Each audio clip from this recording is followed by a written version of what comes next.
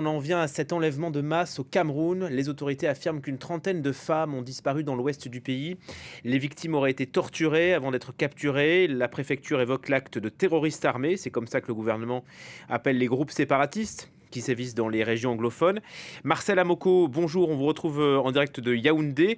Quelles sont vos informations sur ces enlèvements?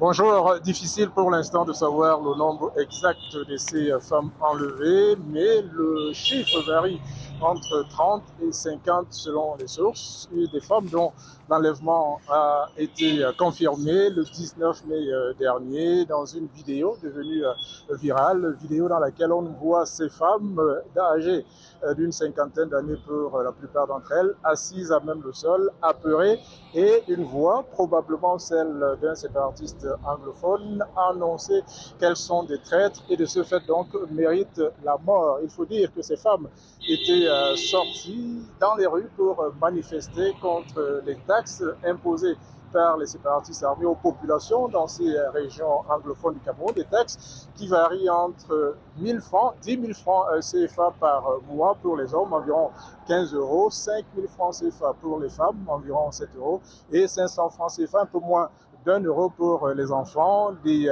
taxes jugées excessives par ces femmes qui sont donc sorties armées de simples bâtons pour protester contre ces mesures. Les séparatistes armés qui considèrent donc qu'elles sont des traîtres ont décidé de les enlever et jusqu'à présent, pas de revendication de la part d'un groupe armé, pas de réaction officielle également de la part des autorités camerounaises, mais le préfet du département de la Mézam, où ces enlèvements ont eu lieu, a déclaré que tout était mis en œuvre pour tenter de les retrouver et de les libérer. Autre réaction d'indignation, c'est celle de l'activiste des droits de l'homme Abba Bala, qui a qualifié cet acte d'horrible et de barbare. Il estime que la révolution, ce sont ces termes, est au plus bas lorsqu'elle s'en prend à des femmes sans défense. Il faut dire que cette crise qui dure maintenant depuis plus de 7 ans dans les régions anglophones du nord-ouest et du sud-ouest du Cameroun, une crise conflit même que pose l'armée aux séparatistes anglophones, a déjà fait plus de 3000 morts des deux côtés,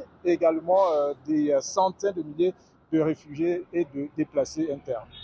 Merci pour ces éléments, Marcel Amoko, depuis